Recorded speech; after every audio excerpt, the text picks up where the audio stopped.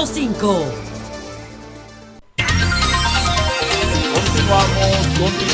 Continuamos en Sol de la Tarde.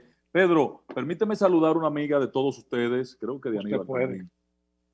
Soraya Castillo, que está en sintonía con nosotros. Un abrazo a Soraya. Claro que sí. A Soraya, que no se vuelva a meter en la ciclovía, que le van a dar una carrera. ¿Y Soraya se monta en bicicleta? No, pero tenía una emergencia atleta. y tuvo que meterse a la ciclovía. Que se cuide, que fue los ella son que le pegaron desconsiderados.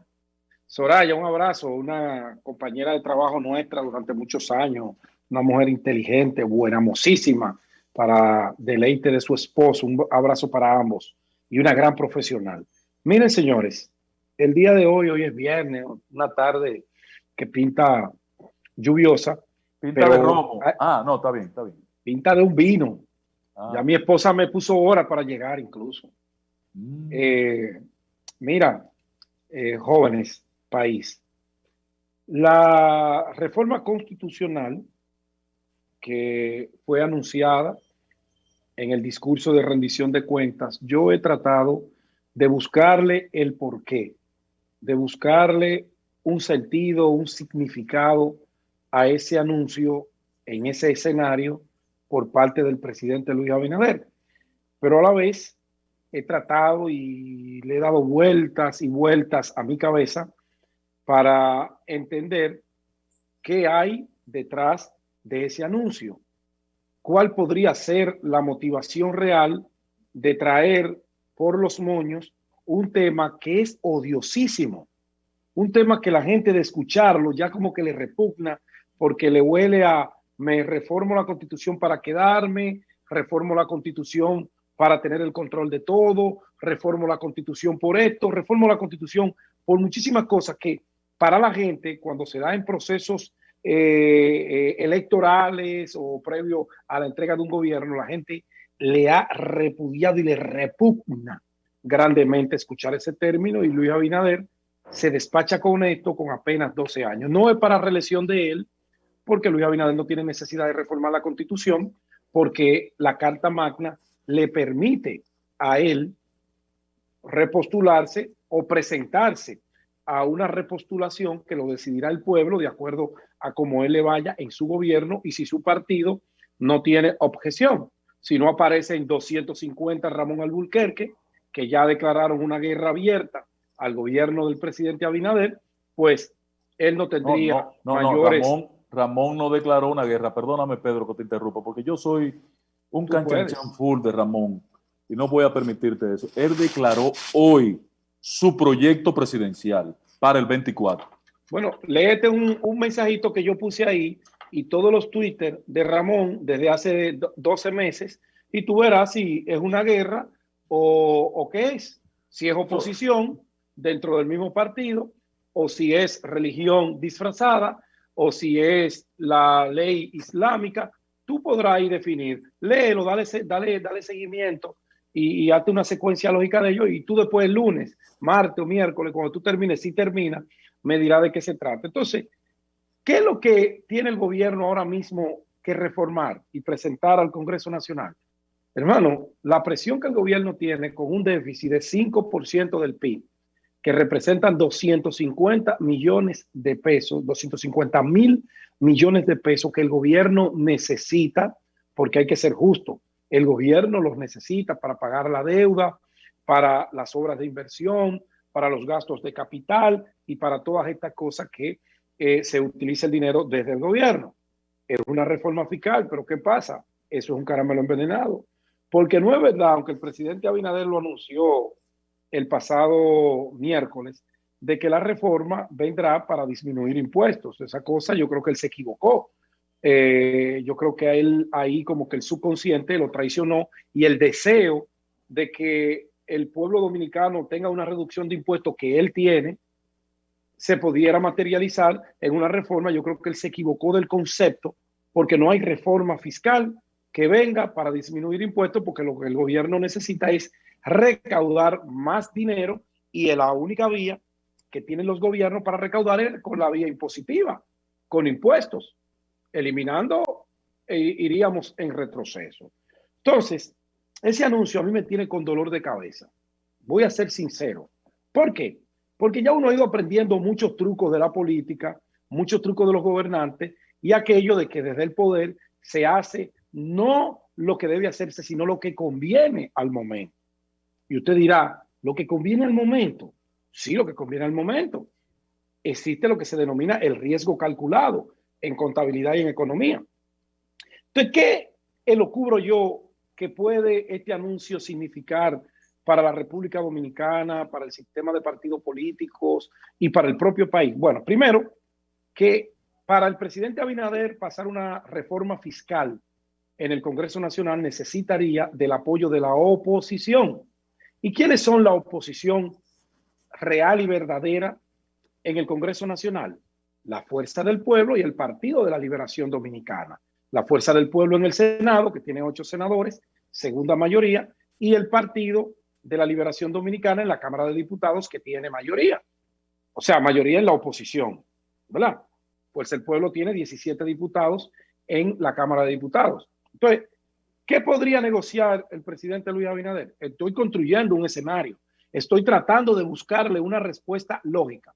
Y digo que el principal aliado que puede tener Luis Abinader para una reforma fiscal y de paso colar, que no es su deseo, pero sería lo que él entiende que le conviene para lograr la aprobación de la reforma fiscal, es un acuerdo con Danilo Medina en 2 direcciones. La primera, un cese de la persecución penal. Un cese de esa persecución política y penal que se ha desatado contra Danilo Medina, su familia y sus exfuncionarios. Primer escenario. Segundo escenario, una habilitación política del presidente Danilo Medina, que desde la lógica política y los deseos que siempre van a existir de Luis Abinader, de él tener la cancha libre para el 2024, presentarse a una reelección, la habilitación de Danilo, que se convertiría automáticamente en el candidato natural del Partido de la Liberación Dominicana, aunque con ello malograría a todo el liderazgo emergente que se ha abierto una posibilidad y una oportunidad ante ante el hándicap constitucional que tiene Danilo para presentarse en esta y en cualquier elección que se haga en el país, porque está completamente fuera del escenario. Bueno, Luis desde su ángulo diría, divide y vencerá. Si Danilo es candidato, despierta un interés mayor que los demás precandidatos que tiene el PLD, porque él es el líder de esa organización. Garantiza la división de la oposición. Garantiza. Con la habilitación de Danilo Medina, en el hipotético caso de este tema que tú planteas, se garantiza la división del bochismo. Correcto, pero porque se mantendría la pugna entre el leonelismo y el danilismo. Es que solo con la convocatoria a una reforma constitucional comienzan las fricciones entre el grupo de Danilo y el grupo de Leonel. Totalmente. Pero no solo las fricciones. Donde va a haber mayor fricción es si eso se materializa en el Partido de la Liberación Dominicana y pudiera las expectativas de Luis verse diezmadas. ¿Por qué? Porque si esa es la negociación que se pudiera tener y lograr basado en la lógica política del PRM y la del presidente Abinader, vamos a plantear el escenario que se consumó, se dio la alianza, pasaron la reforma fiscal. Uno, la reforma fiscal es lacerante completamente para la población dominicana. Eso no se sabe qué puede traer consigo. Eso no se sabe si le será beneficioso al gobierno. Puede ser que en lo inmediato va a generar más recursos, pero los estallidos sociales no lo va a detener nadie. Porque no es verdad que un pueblo que tiene todavía 200,000 puestos de empleos perdidos, que no hay manera de recuperarlos, va a comerse que ahora, de lo poquito que está chiripeando, tendrá una disminución de su poder adquisitivo de compra de la canasta básica. Ojo por ahí. Pero la segunda es que en el PLD, ustedes se creen que si Danilo lo habilitan y se convierte en candidato, Francisco Domínguez Brito, Margarita Cedeño, Abel Martínez, ¿cómo se llama el de Moca, amigo nuestro, que fue ministro de Educación, Carlos Amarante Baré? Amarante Baré. Melanio Paredes. Y todos esos importantísimos dirigentes que han comenzado a levantar proyectos políticos bajo la base y el entendido de que Danilo no va y que ellos son la alternabilidad. Cuando se diezme esa posibilidad, si se reforma la Constitución y queda Danilo habilitado, ustedes saben lo que va a pasar. lo que va a pasar por naturaleza es que todos ellos se van a mudar disgustados con Danilo, porque van a decir, pero ven acá, tú prometiste que tú no ibas más y tú nos engañaste a nosotros porque tú no dejaste una cancha abierta. ¿Y qué vamos a hacer nosotros aquí? Nada. Entonces, ¿quién pudiera beneficiarse grandemente? Aunque quizás el plan inicial sería diezmar la posibilidad de retorno del doctor Leonel Fernández en el 24, basado en la realidad de hoy, que su partido va en un franco crecimiento. Esa gente, estamos construyendo escenarios para que tú no te vayas a dar un mareo tan temprano. Esos precandidatos, ¿dónde quién ustedes creen que van a ir? Van a ir a la fuerza del pueblo, que si bien es cierto que ellos no serán el candidato porque la fuerza del pueblo tiene un candidato natural y tiene un líder natural sin ningún tipo de cohibición, pero por lo menos le garantiza retorno más pronto que Danilo Medina al poder, porque no es verdad que Danilo Medina, con el desgaste que ha sufrido su partido, que ha sufrido su familia, que ha sufrido todo su entorno, con justicia y sin ella, un descrédito que una parte de la población le han vendido tanto a través del aparato propagandístico del gobierno y del Ministerio Público Independiente, que ustedes saben que yo no me creo ese cuento, va a recuperarse en 3 años para volver a la presidencia. Eso ni en sueño. Entonces, ¿qué va a hacer ese liderazgo del PLD? Va a migrar raudo y veloz, donde Leonel Fernández, que le va a garantizar espacios de crecimiento y una oportunidad de estar en su gobierno. Ese es el escenario. Y concluyo diciendo que una reforma constitucional basada en esas hipótesis que estamos planteando al gobierno de Luis, lo único que le va a generar es problemas al Cubo y al PLD y a Danilo Medina. Si cae en apoyar la reforma, la cura le saldría mucho más cara que la enfermedad. Es lo que yo pienso. No voy a opinar, mejor vámonos a la pausa.